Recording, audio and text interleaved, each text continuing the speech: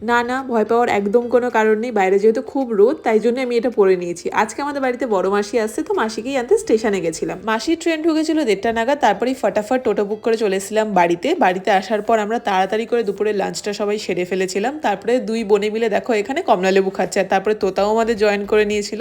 এই সব গল্প করতে করতে আমাদের বিকেল হয়ে গেছে, আর এখানে সবাই মিলে আমরা চা খাচ্ছি। আর এইদিকে মা মাসিকে দেখাচ্ছে যে মেজো মাসির বাড়ির থেকে মা কি কি শাক এনেছে। তারপরে বিকালবেলা আমরা তিনজনে মিলে বেরিয়েছিলাম একটু কেনাকাটা করার জন্য। আর মাসি না খুব দই বড়া খেতে পছন্দ করে, তাই ভাবলাম মাসিকে দই বড়াও খাওয়ানো যাক আজকে। বৃহস্পতিবারের জন্য আমি পুজোর ফুল নিয়েছিলাম, আর মাকে বলেছিলাম তোমরা একটু মন্দিরটা ঘোরাফেরা করো। আর এইদিকে দেখো দুই বোনকে একই রকম দেখতে লাগছে না? তারপরে আরো কিছুক্ষণ আমরা মন্দিরের মধ্যে একটু ঘোরাফেরা করছিলাম, তারপরে ঠাকুরের জন্য মালা নিয়ে চলে গেছিলাম দই বড়ার দোকানে। তো ফার্স্টেই আমি এখানে কাকুকে বলে দিয়েছিলাম এক প্লেট দই বড়া বানাতে, তো মাসি ওটাই খাচ্ছে। মাসির নাকি এটা খেতে ভীষণ ভালো লাগে। আর এই ফাঁকে আমিও একটু পাপড়ি চাট খেয়েই নিয়েছি।